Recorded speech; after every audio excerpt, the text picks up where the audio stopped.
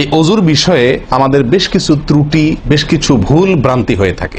অজুর যে ভুলগুলো হয়তো আপনিও করেন, আমরাও করছি প্রতিনিয়ত, কিন্তু জানি না। এই তিনটা কাজ করলেন মানে কি, জান্নাতের 8 দরজার একটি কমন রিমোটে টিপ দিলেন, আপনি সবগুলো পটপট খুলে যাবে, যে কোনো দরজা দিয়ে আপনি জান্নাতে দাখিল হতে পারবেন ইনশাআল্লাহ।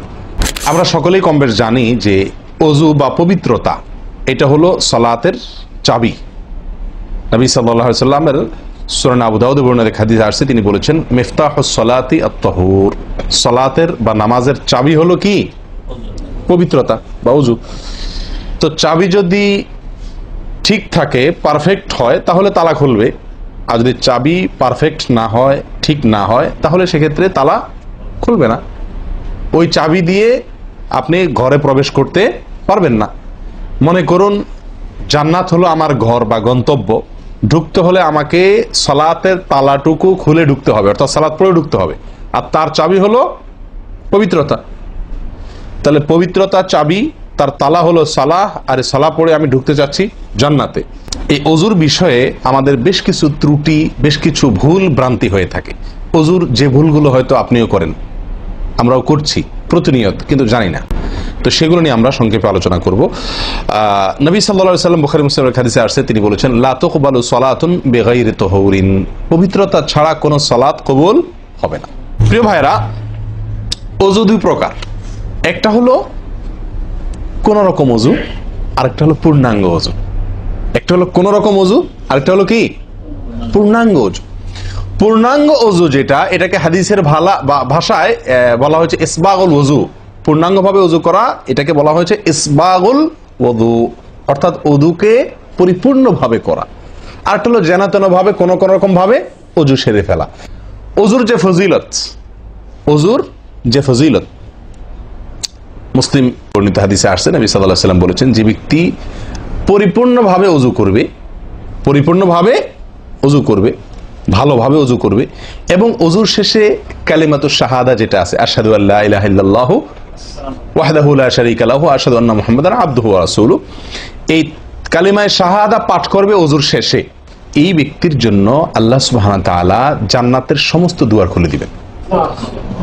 তাহলে আমরা বলতে পারি জান্নাতের 8 দুয়ারের সমস্ত দুয়ারের একটা রিমোট এখানে নবী সাল্লাল্লাহু আলাইহি ওয়াসাল্লাম আমাদেরকে বাতলে দিয়েছেন।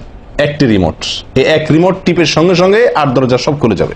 সেটা হলো অজুকে কি করা, পরিপূর্ণভাবে করা, সুন্দরভাবে করা, এবং এর শেষে, অজুর শেষে কালিমাতুশ শাহাদা পাঠ করা, আশহাদু আল্লা ইলাহা ইল্লাল্লাহু ওয়াহদাহু লা শারীকা লাহু ওয়া আশহাদু আন্না মুহাম্মাদান আবদুহু ওয়া রাসূলুহু।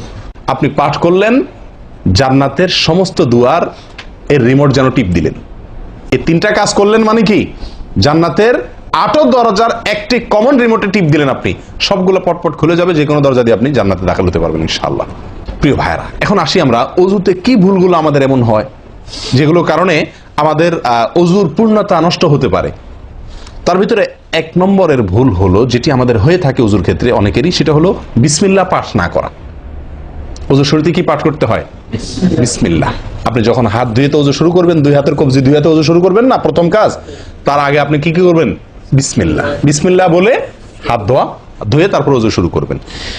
বহু লোক আছি আমরা, অজুখানায় ওই গল্প করতেছি, আড্ডা মারতেছি, কথাবার্তা বলতেছি, এই বলতে বলতে অজু শুরু করে দিচ্ছি, তাহলে বিসমিল্লাহ কখন পড়তেছি?